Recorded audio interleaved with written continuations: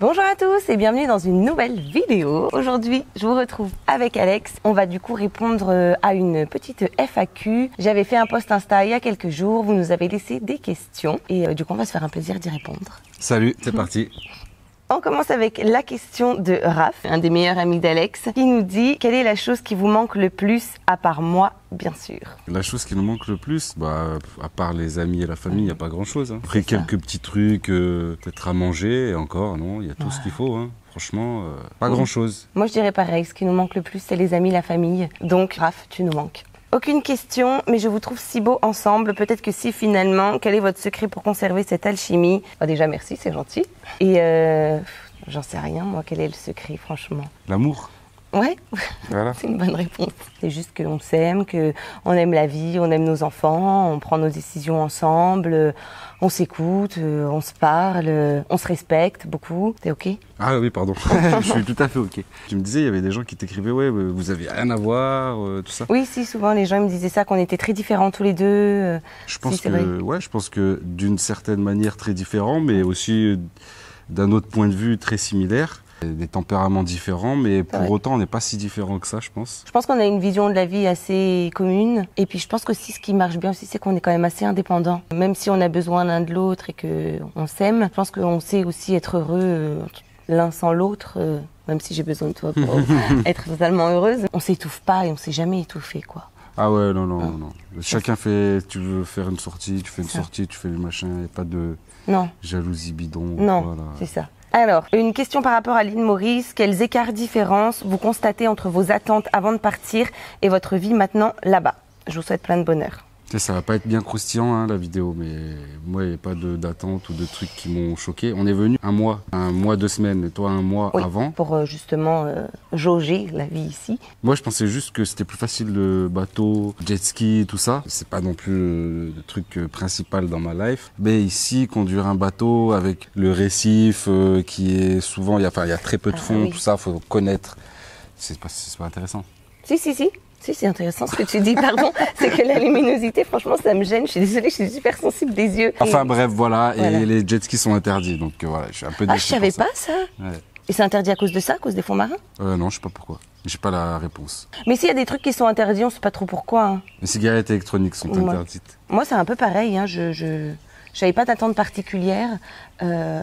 Faut dire que aussi, quand même, d'une manière générale, on n'est pas super dur à satisfaire dans la vie. Mais qu'est-ce qui manque? Ouais, à part, je veux dire, tu vas avoir plein de fromages différents. Tu vas pas avoir le fromager meilleur ouvrier de France. Tu vois, tu vas pas avoir des produits vraiment typiques français recherchés. Mais ça me manque pas trop, quoi. D'une manière générale, t'as vraiment tout. T'as je veux dire, les produits il y a beaucoup d'expatriés français. Il y a une culture quand même française assez ancrée parce qu'il y a eu une colonie française. Ils parlent français. Franchement, il manque pas grand-chose. En fait, c'est les gens qui se bloquent sur des petits détails, des machins. Nous, en vrai, on regarde plus le positif que ce qui manque ou. Ouais. Mais moi aussi, je sais ce qui me manque quand même, mais c'est plus par rapport aux enfants, les parcs de jeux. Ouais, c'est vrai. Ça, c'est un truc qui me manque. Ici, il n'y en a pas. Il y a quelques aires de jeux, mais c'est souvent dans les centres commerciaux, même si c'est un peu en extérieur, etc. Mais il n'y a pas de réel parc, quoi. C'est vrai qu'on allait souvent au parc avec les enfants et tout ça. Après, t'as des forêts, t'as la plage, il y a toujours beaucoup d'enfants, tout ça. Bon. Et en vrai, leur école, c'est entre guillemets un parc. Oui, c'est vrai, parce qu'ils ont tellement un espace extérieur cool. C'est vrai, mais en gros, voilà. Enfin, si vraiment, faut chercher un truc. C'est ça, s'ils veulent faire du vélo, du roller, des trucs comme ça, normalement, il faut du goudron, il faut un espace où ils peuvent rouler. Là, c'est plus compliqué. Il n'y a pas des trottoirs, c'est rare les trottoirs ici. Oui, circuler en poussette, genre ici, ça se fait pas trop, quoi. Est-ce que vivre à distance de ses proches peut créer des conflits ou au contraire rapprocher le couple? Moi, je dirais rapprocher. Et toi? Je n'avais pas d'avis. Je pense j'aurais dit ni l'un ni l'autre. Moi, je trouve quand même, comme on est un peu plus tous les quatre, on est moins... Oui, peut-être, qu'il y a un peu moins la famille, moins les amis. Je pense qu'on se rapproche peut-être plus, quoi, parce qu'on fait peut-être... Déjà, on faisait beaucoup de choses tous les quatre, mais je pense qu'on en fait encore davantage, quoi. Du coup, je dirais, s'il fallait choisir, je dirais rapprocher, mais... J'aime bien tes petits regards pour que je conclue, quand je sais pas quoi dire.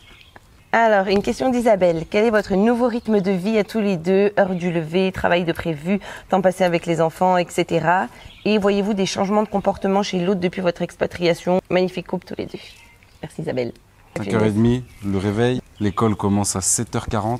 C'est moi qui les amène. Ouais, sachant qu'il y a beaucoup de bouchons, quoi. C'est surtout ça le truc, que tu mets du temps sur la route. Ouais, bon, c'est pas abusé.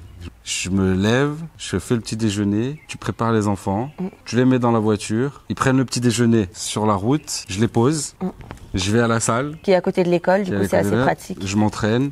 Toi, t'es à la maison. Je m'entraîne. Je m'entraîne, ça c'est l'entraînement. Toi, tu travailles, oui, tu voilà, manges moi, un peu ouais, pour la femme de ménage aussi, pour qu'elle fasse le ménage, tout ça. Ouais. Après, moi, dès que j'ai fini de m'entraîner, je travaille sur le lieu, là, parce qu'il y a des espaces de coworking à la salle où je suis. Toi, tu travailles d'ici. Ouais. C'est toi qui vas les chercher. Ouais, à 14h10. Ou à 11h30. 11h30. Parce qu'il y a 2 demi-journées sur 5. Du lundi au vendredi, ils ont école tous les jours. Et vous rentrez ici. Et je vous rejoins en général vers 16h. Oui. 17h max. Mais du coup, pour répondre à cette deuxième question, je dirais que tu es quand même plus dispo parce que tu rentres plus tôt, comme tu passes moins de temps sur la route. Ah, en fait, avant, je passais beaucoup de temps sur la route. Ouais, c'est ça. Comme tu travaillais à Lyon, tu avais 1 heure de route, donc tu rentrais un peu plus tard. Bon, c'était pratique dans soi parce qu'au retour, tu récupérais Athènes à la crèche, etc. Donc, ça collait avec les horaires de la crèche, tout ça, hein, de toute façon. Il est bien mis, mon chapeau? Ouais. Ok. Mais du coup, je dirais que les journées passent quand même relativement vite. Hein. Je sais pas toi, mais moi, je trouve que ça passe vite. Hein. Oui, et on se couche plus tôt aussi. Oui. Hein. 18h30, on mange. Et il fait nuit de toute façon. 19h, allez, à tout casser. Ouais. Et à 20h30 maximum, les enfants ils sont couchés. Ah ouais, mais vraiment max, hein, parce qu'en semaine, ils sont plus couchés vers 7h30, 7h30 que 20h. Hein. Quand on traîne pas à la piscine pendant 8 ans et tout, qu'on arrive à enchaîner oui, c'est vrai. Et qu'on arrive à enchaîner la routine du soir et tout. Et puis bon, si aussi, des fois, j'arrive à anticiper un peu le repas, quoi. Parce que c'est ça aussi qui nous prend des fois un peu de temps, entre guillemets, c'est qu'on cuisine. Ce serait plus simple d'aller chercher un repas tout prêt et de manger, mais... Ici, on peut, hein. Ça coûte pas cher, hein, d'aller se faire, pas se faire livrer, mais de prendre des repas à la semaine ou truc et tout. Ouais. Ça coûte pas, mais après, voilà. On aime bien savoir ce qu'on mange. Ouais, et surtout, en fait, ici, tu trouves pas beaucoup de gens qui cuisinent les légumes. Par exemple, quand on va dans les supermarchés, enfin, les food courts, tout ça. Oui. C'est que du fast-food, que de la friture, même quand c'est fait maison. Hein. Fast-food, ça veut pas dire des trucs industriels, mais c'est que de la friture, que du sucre, que du gras, pas de légumes, pas de... C'est pas sain. Ils mangent pas sainement, hein, de manière générale. Quand même, regarde, j'ai un gratin de Christophine. Oui, et puis en entrée, on a pris des petits bâtonnets de carottes et de concombres. Par exemple, pour répondre à la question de tout à l'heure, moi, ce qui me manque ici, c'est le drive. Mais il y a, je crois. Non. T'es sûr? Ouais, il y a la livraison, je crois. Ah bah fais livraison, c'est pas Non, mais de ce qu'on m'a expliqué, c'est toi qui fais tes courses et genre il y a un camion qui te récupère, toi et tes courses, et qui te ramène chez toi. Quoi? Il vient te chercher en camion? C'est ça. Tu fais tes courses? C'est pour les gens qui n'ont pas de voiture, je crois. Ça me paraît quand même très étrange. Bah, est-ce que les enfants s'adaptent bien à l'école mauricienne? Moi, je dirais que oui. Moi aussi.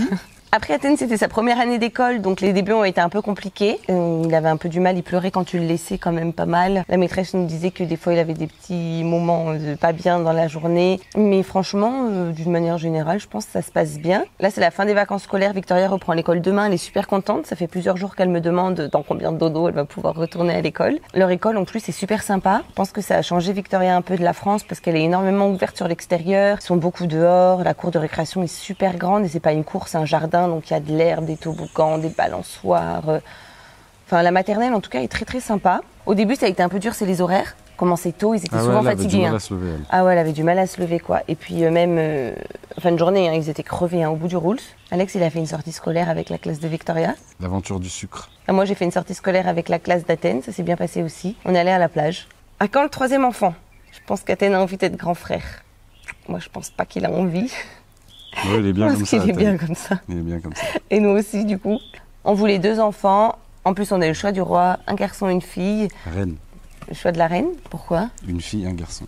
Ah, on dit ça, je savais pas. Et puis là, en plus, on a fait en sorte que nos enfants aient 2 ans d'écart. Donc, si on avait fait un troisième, on aurait fait, je pense, la même chose. Et là, Athènes vient d'avoir 3 ans. Donc, puis moi, personnellement... Les calculs ne sont plus bons. Non. Il n'y aura pas de symétrie, c'est pas bon. Et d'ailleurs, j'en profite pour répondre à une autre question. C'était en gros, comment est-ce que vous aviez vécu le postpartum, c'est-à-dire l'après-grossesse, enfin l'après l'accouchement, quoi. Vous? Bah ouais, c'était vous. Bah tu peux donner ton point de vue aussi, quoi. Ouf. Bah compliqué, non, quand même. Moi? Tu dormais pas très bien non plus. Hein. Ah, ok, j'avais pas compris la question. Non, mais j'ai pris les trucs là, les mecs qui grossissent pendant que leur meuf grossissent, après ils font une dépression. Non, je pense pas. Non, je pense pas. Puis tu sais, peut-être même la question, elle était liée même tu sais, à notre couple ou la fatigue ou toi. Enfin, comment t'as vécu aussi les choses, quoi. Il dormait rien, nous. Hein. Pendant 3 ans, on n'a pas dormi. Hein. Ouais, c'était compliqué. Victoria pendant 2 ans, Athènes pendant 1 an.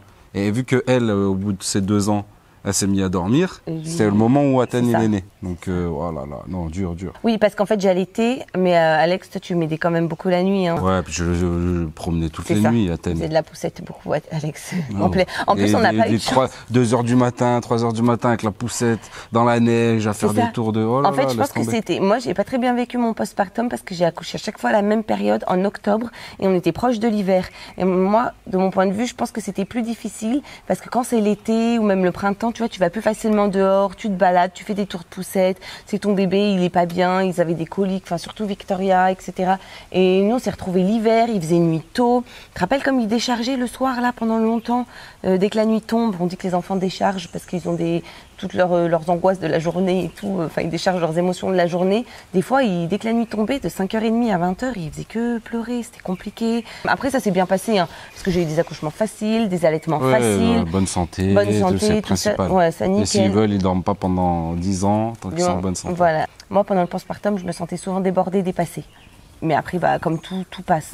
Moi, c'est toujours ce que je me disais pour tenir le coup. Je me disais, de toute façon, tout passe. Alors, bonjour Beautiful Family, pouvez-vous nous donner des exemples de choses plus compliquées ou plus faciles qu'en France? École, administration, climat.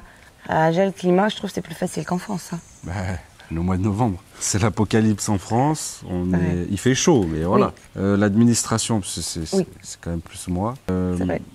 C'est comme dans beaucoup de pays, c'est relou. Ici, ils aiment bien les documents officiels en papier et que tu te déplaces en physique. Donc, il n'y a pas trop de démarches en ligne, tout ça. Mais au final, il y a moins d'étapes. Même s'il y a des trucs qui mettent longtemps, des petits trucs qui mettent longtemps, d'une manière générale, c'est moins compliqué. En tout cas, moi, j'ai trouvé que c'était moins compliqué. J'ai fait beaucoup d'administratifs en France pour plein de trucs. Que ce soit pour les sociétés, pour louer des maisons, pour la famille, pour les permis, les trucs et tout. C'est un peu chiant, mais moins qu'en France, je trouve personnellement. Le climat, c'est mieux. Ouais. Même si je pense que ça va nous faire plaisir qu'on va rentrer, voir un peu la neige et tout, 2-3 semaines. On a quitté la France principalement pour ça. Hein, pour le soleil. Oui, pas le froid. Parce que on est grenoblois, le froid, ça nous a jamais vraiment dérangé. C'est la grisaille, le manque de soleil. Regarde, les taux de suicide sont plus élevés dans les pays où il y a moins de lumière. Je ne connaissais pas cette stat, mais c'est sûrement vrai. Ah, les colis. Ah ouais, punaise, comment on a fait pour oublier cette... Les colis, c'est... Ah, si tu veux recevoir un colis Amazon, bon, déjà, ça ne livre pas ici, Amazon. Non. Donc, il faut faire livrer... quelques trucs, je crois. Il faut faire livrer dans une société en France qui va te les renvoyer ici. Donc, bien sûr, tu payes double frais, surtout les frais pour venir jusqu'à l'île Maurice sont un peu chers. Ouais. Et ça passe par la douane, qui sont très pointilleux. Il y a des produits qui sont interdits. Bon, après, voilà, c'est pas spécialement ce qu'on commande. Tu dois fournir une facture et t'es taxé. C'est-à-dire que ils taxent 15% de TVA et 10% de frais de douane, ça fait 25%. Ça veut dire que t'achètes un produit 100 €. Ouais. Logiquement, t'as 25 € de taxes en plus, donc il te coûte 125 €. C'est ça, sur la valeur marchande du colis, là. Voilà. Mais sauf si... c'est des produits qui valent moins de 20 €. T'es pas taxé dessus. Mais si la totalité du colis fait 50 €, il y a des règles un peu cheloues. Si la totalité du colis fait 50 €, alors là, t'es taxé sur les produits, même s'ils font moins de 20 €. Non, c'est vrai que c'est pénible. Surtout que moi, je commandais énormément en ligne des trucs et tout. Donc bon, ça, du coup, j'ai arrêté. Au final, après, ça te ramène un peu aux choses simples. Hein. Tu sais, tu commandes moins, tu te rends compte que ce que tu commandais, c'était pas forcément toujours utile, etc. Et c'est que surtout, on a été obligé de passer par une société privée parce qu'il y a Chronopost ici, mais c'est un scandale. Déjà, Chronopost, excusez-moi, en France, c'est compliqué. Mais alors ici, 1 mois et demi, j'ai mis pour récupérer 2 colis, sachant qu'ils sont arrivés 2 semaines après sur le territoire, après leur envoi. Mais par contre, personne ne vient et te met un papier dans ta boîte aux lettres alors que t'es là. Hein. Le jour où ils veulent te livrer, par contre, ils sont déterrés à te livrer. Ils m'ont livré à la plage. Où que tu sois sur l'île, ils viennent. Vous êtes où? Je vous rejoins. 1 mois et demi que je l'ai appelé Chronopost, que j'attendais mes colis, à la fin, il m'avait ghosté, hein, il me répondait même plus au téléphone. Il fallait que j'appelle d'un autre numéro pour qu'il me réponde. Il m'avait mis sur liste noire tellement je l'ai saoulé. Et le jour où ils ont voulu me livrer, j'étais bien heureuse quand le livreur m'a appelée. Je lui ai dit, je suis pas à la maison, je suis à la plage et tout. Il me dit, vous êtes à quelle plage? Je passe, dites-moi où vous êtes, là, je vous rejoins tout de suite et tout. Ok, bon, bah, très bien, super. Pourquoi vous êtes parti vivre à Maurice? Moi, j'ai toujours bien aimé la vie dans les îles. On a déjà voyagé plusieurs fois dans les îles, j'ai toujours bien aimé je trouve que la vie est douce, j'aime beaucoup le rythme de vie. Après, bien sûr, on se plaint du fait que dans l'administration, ça soit un peu trop cool. Mais moi, je suis assez zen, du coup, j'aime bien prendre le temps de vivre, etc. Et puis, j'aime bien la mer, franchement, j'adore la plage, j'aime la chaleur. Les gens sont sympathiques. Ça, c'est vrai. Il n'y a pas de barrière de la langue aussi, ici. Les gens parlent tous français, presque. Voilà, quand on est entrepreneur à son compte, on peut vivre, parce que là, franchement, en France, ça devient... C'était insupportable, de pire en pire, et voilà. Ils étouffent les entrepreneurs. Donc moi personnellement, je parle pour moi, j'ai fait 10 ans de société en France, société que j'ai encore. La moitié de mon activité, elle passe toujours par la France, elle est toujours dans ma société française que j'ai avec mon associé, mon ami PJ. Mais j'ai ouvert une autre société ici. Bien sûr, c'est beaucoup plus agréable de travailler et de voir les fruits de son travail. De pas tout donner, de pas travailler pour les autres, de pas travailler juste pour payer les gens qui bossent pour toi. Donc voilà. Personnellement, ça comptait. Il y avait aussi le fait que le décalage horaire, il n'était pas gros, donc 2 heures. Là, en ce moment, 3 heures parce que c'est l'heure d'hiver, mais sinon, heure d'été, 2 heures. En plus, on a de l'avance, c'est-à-dire qu'il est 2 heures de plus qu'en France. Ouais, moi j'aime bien, les gens se mélangent. Il y a toutes les cultures, toutes les religions. Les fêtes nationales, c'est un coup une fête hindoue, un coup une fête chrétienne, un coup une fête musulmane. Donc ça, c'est agréable. On mange bien. Oui, c'est vrai, on mange bien. On mange bien, la nourriture mauricienne, c'est bon. Bien sûr, il y a plein de trucs qu'on trouve pas, tout ça, mais comme on disait, manque de légumes et de variété. Oui. Surtout quand on mange à l'extérieur, tout ça. Et pour terminer, les écoles sont bien. En tout cas, les écoles où vont nos enfants, l'école où il y a plusieurs bonnes écoles, on va dire. Et la santé, un bon système de santé. Parce que du coup, on avait regardé plusieurs pays qui nous plaisaient et ça réunissait pas. Des fois, ils avaient certains critères, mais pas d'autres. En fait, Maurice, c'est l'endroit qui réunissait le plus de critères qu'on voulait. Ouais.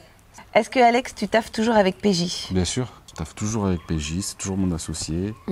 Il arrive dans quelques semaines. Je suis tous les jours au téléphone avec lui. En fait, il faut savoir que nous, on a une société et on a des locaux, un entrepôt, tout ça depuis 2021. Avant, on travaillait à distance, même si on se voyait souvent, parce que voilà. Mais il faut savoir qu'on habite à 100 km l'un de l'autre. Lui, il est à Lyon, moi je suis à Grenoble. Donc on se voyait pas tous les jours non plus avant ça. J'ai cru comprendre que vous deviez faire construire une maison à Maurice, mais cela n'a pas été le cas. Pourquoi? Tu voulais faire une vidéo, non, pour expliquer? Ouais. C'est long en fait, parce que je vais la faire très simple. J'ai fait une demande de crédit. La maison c'était sur plan. Ici, ils financent à 70%. Tu dois mettre 30%. Donc c'était ok pour tout ça. Simulation ok, pas de souci, tout ça. Donc tout se passait bien. Ça a mis, entre le compromis et la vente, ça a mis 9 mois. Dans ce laps de temps-là, parce que nous, il fallait qu'on vende aussi notre maison de notre côté et tout ça. Proposer les 30%, etc. machin. Dans ce laps de temps-là, j'ai bloqué 30%. J'ai bloqué un capital de environ 180 000 euros pour justement qu'ils gardent la maison. Parce que quand tu signais le compromis, il fallait mettre ces 30% là. Donc j'ai bloqué cet argent-là en roupies, parce que ici c'est la monnaie, c'est la roupie mauricienne. Et au moment de signer, il fallait bien sûr l'accord de la banque. Donc je retourne vers la banque qui me dit « Ah mais renvoyez-nous tel ou tel document. Ah oui, mais on connaît pas bien les business en ligne, tout ça. Nous on finance, mais qu'à hauteur de 50%. » Ça veut dire qu'il fallait rajouter encore 20%. Donc aux 180 000 qu'on avait mis, il fallait rajouter un peu plus de 100 000. C'était pas possible, donc je suis sorti du projet immobilier, sauf qu'entre-temps, la roupie, elle avait dévalué, c'est-à-dire qu'elle avait perdu de la valeur comparée à l'euro. Donc quand j'ai récupéré cet argent-là, ces roupies-là, je les ai récupérées en euros, mais j'ai perdu l'équivalent de 30 000 euros. Donc voilà, pourquoi on n'a pas acheté la maison, c'est pour ça. Et puis, voilà, c'est des choses qui arrivent, et c'est peut-être pour la bonne cause, on en trouvera une mieux, peut-être qu'on en fera construire une nous-mêmes, on verra. Pour l'instant... au moins, ça nous permet de voir où est-ce qu'on a vraiment envie d'être sur l'île. Oui, ça c'est bien aussi, c'est vrai.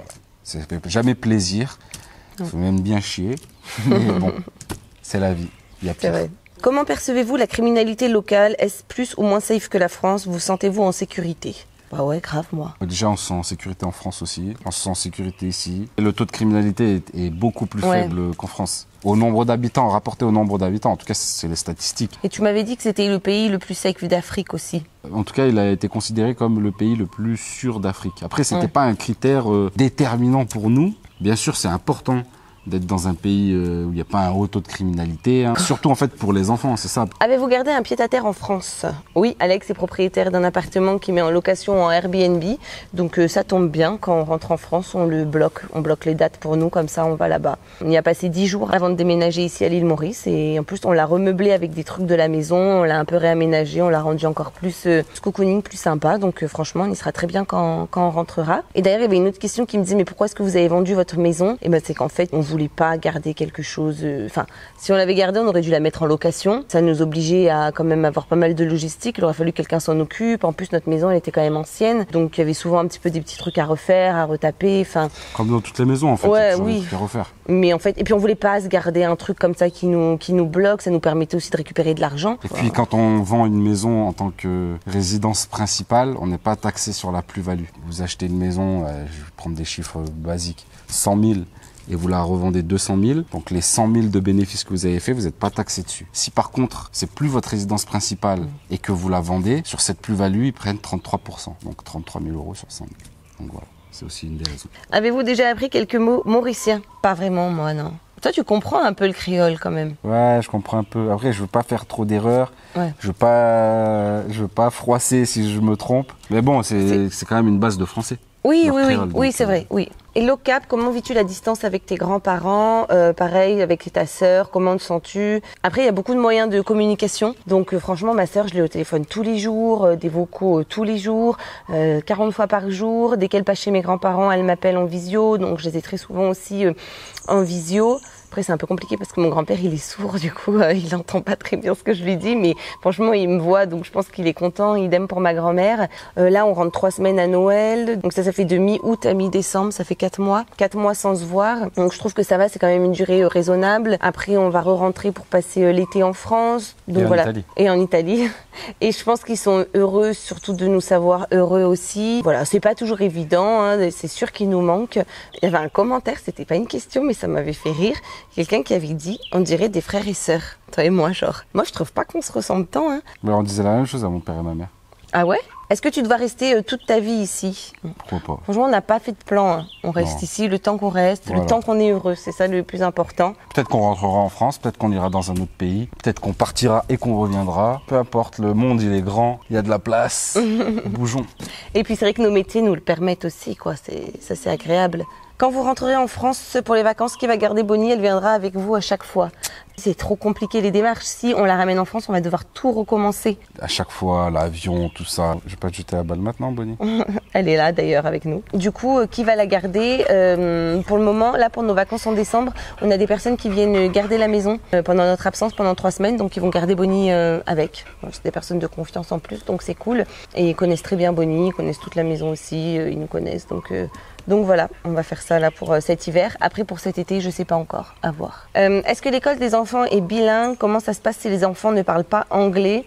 Alors, il n'est pas vraiment bilingue, mais ils font beaucoup d'anglais dans la semaine. Même Athènes, en petite section de maternelle, en a. Ce matin, il m'a dit, je veux dessiner un rainbow.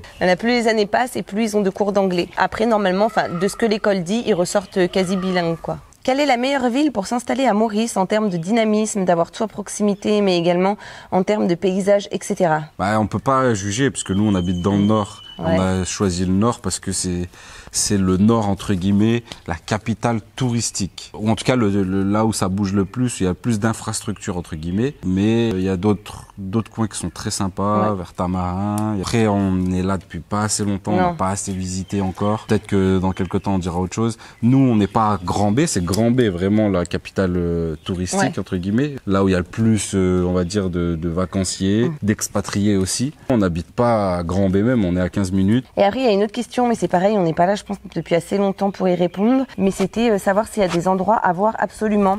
À part tous les endroits qui sont dans les listes du style 10 choses à faire à Maurice. On n'a pas fait assez de choses encore. Parce que nous, on est plutôt là en train de faire la liste des 10 choses à faire à Maurice. Il faut aller voir les îles qu'il y a autour, faut faire du bateau, faut, si t'aimes les randonnées, il y a des cascades de fou. Les 7 cascades. Franchement, c'est la nature, Maurice. Ouais. Si t'aimes la nature, faut aller voir les forêts, faut aller voir les différentes plages, tout ça. C'est vraiment, tu viens là pour voir la nature. L'aventure du sucre, là, moi, où je suis allé avec Victoria, c'était super intéressant. Oui, bah, c'est pareil dans les choses dans les listes des 10 trucs à faire. Souvent, il y a le jardin Pamplemousse. Et il y a Nico que j'ai vu l'autre jour qui est allé. Il m'a dit que c'était super beau, que c'était magnifique. Mais c'est souvent dans la liste des trucs à faire, quoi. Ouais, après, tu vas dans la capitale, moi je kiffe, hein. Port-Louis, il faut aimer, c'est typique, c'est busy, ça bouge et tout, moi j'aime bien. Tu vas là-bas, tu manges dans un petit truc, tu discutes un peu avec les gens. Là, tac, ici, ça joue au domino, là-bas, ils jouent aux cartes. Et tu regardes un peu. Moi, j'aime bien regarder un peu les gens, leur culture, tout ça. Mais après, oui, il y a plein de grands hôtels aussi. 4 étoiles, 5 étoiles. Alors ici, t'en as à la pelle et des très, très beaux hôtels avec des très belles prestations. Ouais. Et une autre question qui nous dit, mais je pense que pareil, on ne pourra pas trop répondre, c'était pourquoi avoir choisi Maurice? Est-ce que c'est facile au niveau de l'emploi? Franchement, j'en ai aucune idée. Comme nous, on est entrepreneurs, je ne sais pas du tout le marché de l'emploi ici pour les expatriés. Non, je pense que pour les expatriés, c'est pas facile. Je pense qu'il faut venir en ayant déjà une offre de travail ou alors un business en tête. Ouais. Et pour ça, c'est technique. Je veux dire, pour monter des business, tu dois déposer un certain capital, tout ça. Moi, je vais faire, j'ai des vidéos là qui vont sortir sur ma chaîne avec CPJ où je parlerai de tout ça. C'est un peu chiant. Enfin, c'est un peu chiant. Non, si ça t'intéresse, c'est cool, mais... Voilà, non, mais je veux dire, c'est un peu chiant dans une vidéo FAQ, quoi. Ça parle chiffres, t'explique comment monter une société. Tout est faisable. C'est facile à mettre en place, c'est rapide. Mais il y a plein de petites règles comme ça. Et avant, tu devais justifier d'un salaire de plus de 2000 euros quand tu venais à Maurice en tant que salarié. Et là, ils ont diminué parce que ça bloquait plein de monde en fait. Parce qu'ici, tu peux vivre avec beaucoup moins. Surtout quand tu es jeune, tu es seul. Donc ils ont diminué ça à 700 et quelques euros. Ça veut dire que maintenant, en tant que salarié, tu peux trouver du taf pour 700-800 euros. Donc je pense que j'ai dit que c'était compliqué, mais je pense que ça l'est de moins en moins. Après, bien sûr, faut pas avoir des prétentions salariales de ouf, ou alors avoir vraiment une compétence particulière qui est recherchée ici, tout ça. Après, je sais pas exactement lesquelles. Voilà, il y a aussi des domaines qui sont réservés pour les Mauriciens. Je trouve que vos enfants s'expriment super bien. Comment faites-vous pour être tellement patient avec eux? Est-ce que parfois vous leur donnez la tablette? Non, pas de tablette. En fait, on n'a pas voulu qu'ils aient une tablette. Enfin, c'est surtout Alex, parce que moi j'avais trouvé une tablette sur Amazon. Tu te rappelles, je t'en avais parlé. Je lui ai dit, elle est incassable au moins quand ils veulent regarder un truc. Mais tu m'as dit, c'est pas cool qu'ils aient un truc, c'est un écran dédié à eux, etc. Il m'a dit, au moins quand là ils veulent regarder quelque chose, on est obligé, tu sais, soit de leur mettre sur l'ordinateur, soit de leur mettre sur la télé, etc. Donc, en fait, ils ont pas de tablette. On voulait pas qu'ils aient de tablette pour pas qu'ils aient un écran vraiment à eux, quoi. Et je pense que c'est aussi pour ça qu'ils s'expriment bien. C'est parce qu'on parle beaucoup avec eux, on discute beaucoup, on discute pas avec eux comme si c'était des bébés ou non. On discute, on leur explique, on discute comme avec des adultes, en parlant comme à des adultes depuis toujours. Hein. Ouais, c'est vrai. Déjà Victoria, elle s'exprimait extrêmement bien parce que aussi elle est un peu comme sa mère, c'est une pipelette, ça n'arrête jamais de parler, jouer. Et puis, beaucoup au contact de Jasmine, ça je pense ça l'a beaucoup aidé aussi. Ouais, j'ai donc ma petite sœur. Ouais. Ma mère gardait Victoria, donc il y avait ma petite sœur et elles jouaient beaucoup ensemble. Donc elle lui parlait avec les personnages. Donc en fait, elle a imité beaucoup Jasmine et Athènes a imité beaucoup Victoria. C'est ça. Donc c'est pour ça qu'ils parlent très bien. Il y a des enfants. Moi, j'ai fait la sortie. Il y a des enfants de l'âge de Victoria qui parlent moins bien qu'Athènes. Hein. Ça arrive. Mais après, encore une fois, c'est pas que parce qu'on a fait ci ou parce qu'on a fait ça. C'est aussi un peu leur façon d'être, leur tempérament, comme tu as dit. Elle aime parler, elle aime écouter, elle aime discuter, ils posent des questions. Et toute la journée, du matin au soir, elle pose des questions. Le vrai travail, c'est de leur répondre vraiment à ces questions. Mais par contre, du coup, pour la question, est-ce que vous leur donnez la tablette de temps en temps? Oui, quand même. On les laisse c'est pas regarder. Une tablette, c'est l'ordinateur. Mais oui, bien sûr, ils regardent des dessins animés, ils regardent des reportages. Bien sûr. Voilà. Après, franchement, des fois, on est un peu sélectif. On ne les laisse pas regarder n'importe quoi non plus. Hein, il y a des dessins animés, vraiment, ça rend compte, ça les rendait débiles.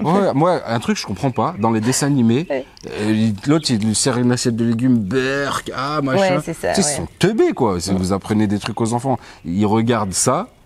Et derrière, ils vont faire exactement pareil. La première fois qu'ils ont dit berk pour truc, j'aime pas le vert. Après, on s'est rendu compte que c'était dans un dessin animé. Ouais, c'est vrai. Ils écoutent beaucoup plus des histoires audio qu'ils regardent des dessins animés. Oui. Ils adorent les histoires. Oui. Et je pense que ça les fait imaginer. Comme, Oui, ils développent leur imaginaire. Ouais. Exactement. Ils ne savent pas lire encore. Donc écouter des histoires, c'est une très bonne alternative. Alors, quel coût financier pour cette expatriation, le container, la location de la maison, etc. Le container, c'était cher. Une vidéo détaillée de tout ça. Le container, c'était 8 000 €. Tu as fait beaucoup de devis, hein. Il y avait tout et n'importe quoi comme ça. J'ai eu des devis donc, pour le même service entre 8 000 et 48 000 €. Après, j'ai fait 8 devis. Ouais, moi, je suis du genre, je déteste me faire pigeonner. Du coup, même si parfois ça arrive, j'essaie de me faire pigeonner le moins possible. Et c'est pour ça, faites beaucoup de recherches. Moi, je vois des gens qui n'ont pas énormément les moyens et qui, pour un simple papier, payent des sommes exorbitantes. Ça me désole. Parce que c'est aussi la facilité. Parce que c'était chiant. Hein. Toi, tu as fait tous les papiers pour nos visas. C'est notre... Alors, moi, je suis passé par quelqu'un, un Mauricien, qui pratique des tarifs vraiment pas chers du tout. Tu parles de Michael ? Je parle de Michael. Je me mets son contact dans la description si vous voulez. Voilà, c'est mon comptable ici. Et il est expert dans justement l'expatriation. Donc tous les papiers qu'il y a à faire, toutes les démarches qu'il y a à faire, etc. Puis il a plein de contacts ici, ça c'est bien aussi. C'est ça, en fait c'est un Mauricien. Et pour moi, c'est plus intéressant de passer par un Mauricien qui connaît très bien l'île Maurice. Et vous comprendrez si un jour vous venez à l'île Maurice, il y a des choses qu'il faut connaître. Faut avoir un peu, entre guillemets, des entrées. Il faut bien connaître les petites subtilités, etc. Donc moi, je passais par quelqu'un qu'on m'a recommandé, un comptable mauricien qui est spécialisé dans l'expatriation des Français pour l'île Maurice et qui est très transparent dans ce qu'il prend lui, ce qui va pour l'État. C'est très clair. Tu sais, ça coûte tant. Il y a tant pour l'État et il y a tant pour moi. Si tu veux, tu peux le faire tout seul et t'explique même comment faire, etc. Sauf que après, comme je vous l'ai dit, pour un papier, des fois, tu dois aller à 6 h du matin, faire la queue jusqu'à midi pour récupérer un autre ticket, pour aller faire la queue là-bas. Et en fait, au moins, ça, il s'occupe de tout ça pour toi. Et surtout, moi, on a pu arriver et être tout de suite résident. Une chose très importante, c'est que si on n'était pas résident mauricien, ça prend du temps de faire tous les papiers. Si quand on arrive, on n'était pas résident mauricien, on n'aurait pas pu réceptionner le container avec toutes nos affaires. Donc en fait, tous les papiers étaient faits en amont et quand on est arrivé, on avait juste besoin de faire les visites médicales. C'est le seul truc où il faut être sur place. Il faut bien s'organiser à l'avance, surtout si vous avez des animaux, c'est le plus chiant. Ah oui, ça c'était compliqué. Il y a quelqu'un qui m'a posé la question pour Bonnie, du coup tu peux y répondre en même temps vite fait, mais c'est parce que c'est Alex qui s'est occupé un peu de tout ça. Mais c'était très chiant. Tu as pris quelqu'un, enfin tu t'es fait aider de quelqu'un pour... Ouais, donc on mettra le contact aussi de Sarita. Parce que c'est vraiment très compliqué, c'est dans le top 3 des pays où c'est le plus compliqué d'importer son animal, l'île Maurice. Ouais. Elle allait justement sur place, remettre les documents en main propre et tout pour que ça aille un peu plus vite. Et il faut s'y prendre, je crois, 9 mois à l'avance. Si ton chien, il a pas tous les trucs, parce qu'il y a des vaccins qui doivent être faits entre temps et temps, des rappels de ci. Après, tu dois faire des certificats chez un vétérinaire, à la direction de protection des populations, à Grenoble, récupérer les papiers. Il n'y a pas toutes les races qui sont acceptées. Non. Faut que la caisse de transport soit de telle et telle dimension, que le poids de l'animal plus de la caisse ne dépasse pas 50 kilos. Non, mais il y a des règles très très précises. C'est des choses qu'il faut anticiper. C'est très chiant, très chiant. Le pire de tout, c'était l'importation du chien. Ouais, franchement grave. Et c'était ce qui m'a le plus stressé aussi.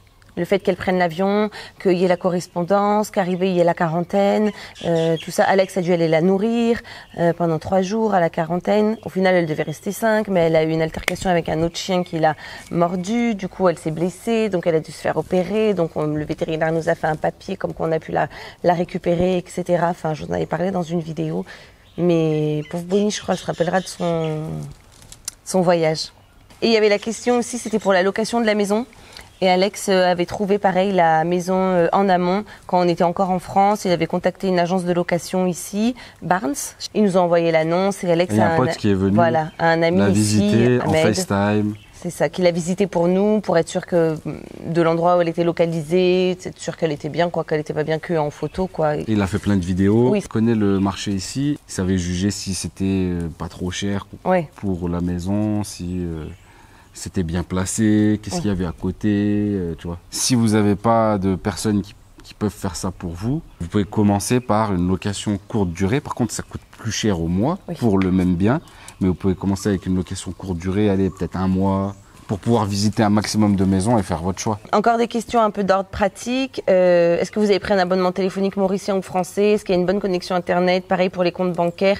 Avez-vous pris une mutuelle santé là-bas? On a pris une eSIM. Du coup, on a gardé nos cartes SIM françaises dans nos téléphones et on a une eSIM mauricienne avec un numéro mauricien. Donc, on peut facilement switcher avec les deux. Donc, ça, c'est vachement pratique. Pour la connexion Internet, franchement, oui, elle est bonne, hein, la connexion Internet. Après, on a dû augmenter. Le débit max est bon. Voilà. Là où on est, nous, en tout cas. Ouais. Pas de problème. Et après, même quand tu te balades dans l'île, etc., on a toujours de la 4G, il n'y a pas de problème. Ouais, par contre, c'est pas 5G. Non, c'est la 4G. Compte bancaire, bah ouais, tout le monde, on a ouvert notre compte bancaire à la MCB, hein, ça va. C'est un peu long pour ouvrir un compte bancaire parce qu'il demande aussi beaucoup de papiers, mais une fois que c'est ouvert, c'est ok. Hein. Et pour la mutuelle santé, oui, c'est Alex qui s'en est occupé. Du coup, pareil, il nous a pris une bonne mutuelle, hein, quelque chose qui nous couvre en cas de problème, quoi. Mais pas compliqué non plus à mettre en place. Mais il y en a, quoi. Il y a des choses. Ah oui. Enfin, ça existe bien, quoi. Oui, bien sûr. Mais c'est comme en France, c'est chiant et compliqué. Ouais. Enfin, non, un peu moins quand même les mutuelles en France. Là, il y a énormément de trucs. En fait, on est à la CFE, Caisse d'assurance maladie des expatriés français. J'ai pris ça pour que quand on rentre, parce que nous, on va rentrer 3 semaines et 3 mois, pour que quand on rentre en France, on soit couvert en France aussi. Oui, que si on a un problème. Parce que sinon, si on prenait juste ici, quand on rentrait en France, on n'était plus couvert. Donc là, en fait, on paye une sécurité sociale ici et plus une mutuelle parce que la sécurité sociale elle couvre une partie comme en France et la mutuelle une autre partie. Pourquoi tu cries, Athènes? Est-ce que ça te dit qu'on aille se baigner? Hein, Mimido? Allez, je vais revenir, ok?